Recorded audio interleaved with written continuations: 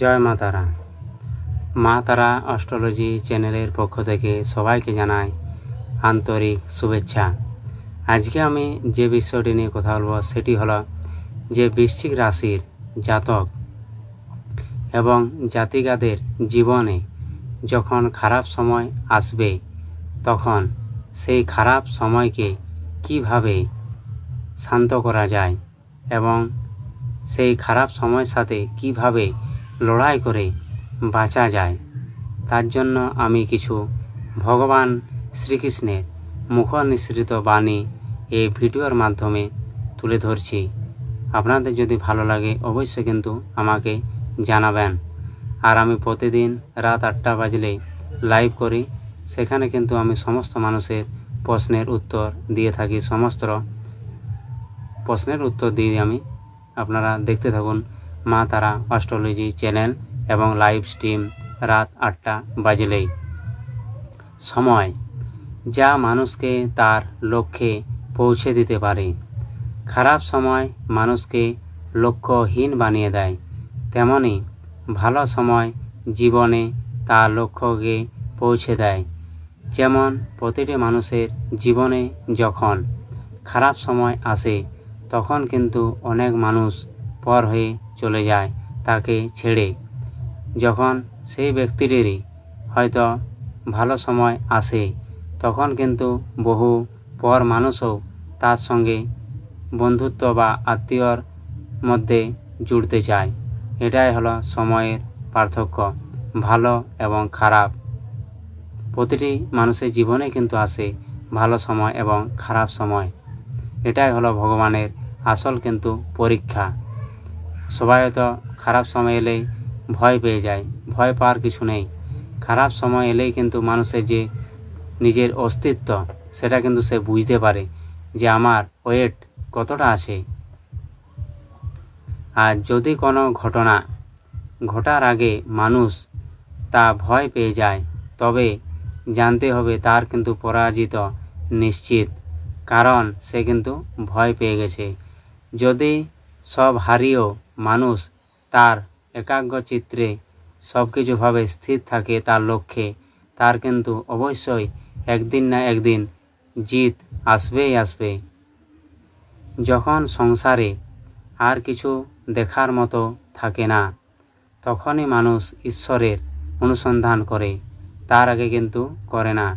কারণ সংসারে যখন সে ভাবে যে আমার কোনো আর দাম নেই বা সংসার হলো অসার, সারা জীবন শুধু সংসারের জন্য দিয়ে এলাম, প্রতিদানে কিছু পেলাম না, শুধুই মিথ্যে, বদনাম, বঞ্চনা আর অবহেলা। যদি সংসারে তুমি দিতে পারো কিছু তাহলে তোমার দাম আছে, না হলে কিন্তু নেই। এটা কিন্তু সে বুঝতে পারে বহু শেষে, শুরুর দিকে কিন্তু তা পারে না বুঝতে। কারণ তখন কিন্তু তার মনের মধ্যে তীব্র কামনা, বাসনা, লোভ, মোহ এগুলো কিন্তু বাস করে।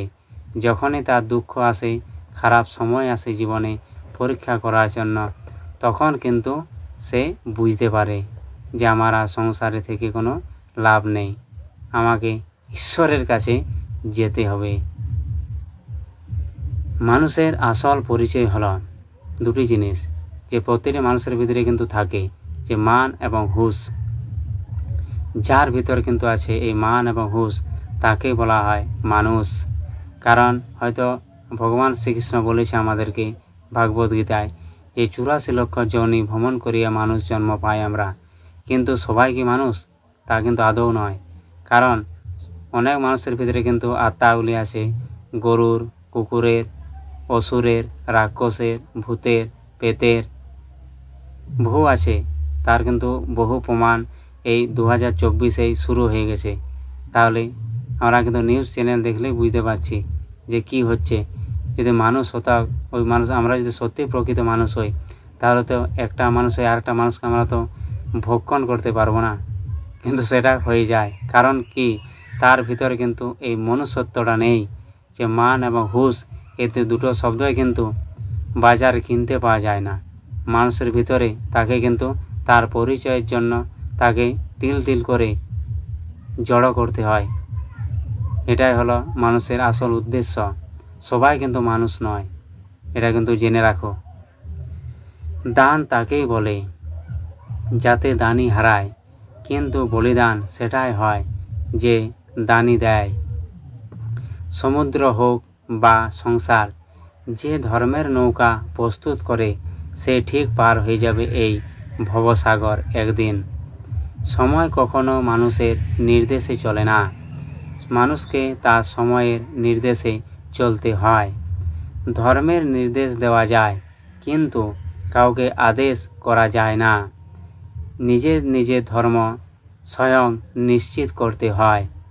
যে জিনিস বিনা পরিশ্রমে পাওয়া যায় তার কিন্তু মূল্য থাকে না, কিন্তু যে জিনিসের জন্য আমাদেরকে অক্লান্ত পরিশ্রম করতে হয় এবং বাধার সম্মুখীন হতে হয়, তারপর আমরা যখন সেই জিনিসটা পাই তখন কিন্তু তার জন্য আমার কাছে কিন্তু তার মূল্য থাকে, সে মূল্যহীন হয়ে যায় না।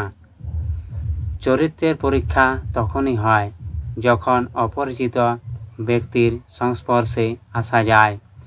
যুদ্ধে জেতার জন্য বলের চেয়ে অধিক ছলের প্রয়োজন হয়, কারণ যারা শত্রু হয় তাদের সাথে মিত্রতা করতে হয়।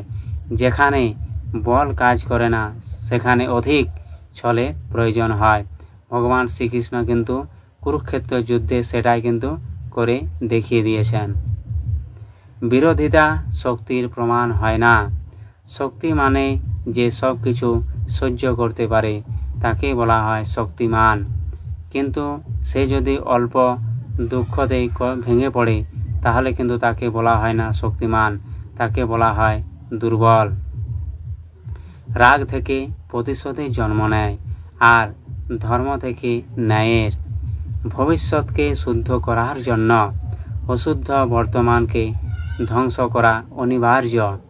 সুগন্ধ, দুর্গন্ধ ও মানুষের স্বভাব কখনো গোপন থাকে না। মানুষ প্রেম তাকেই দিতে পারে যে তার প্রত্যাশা পূরণ করতে পারে।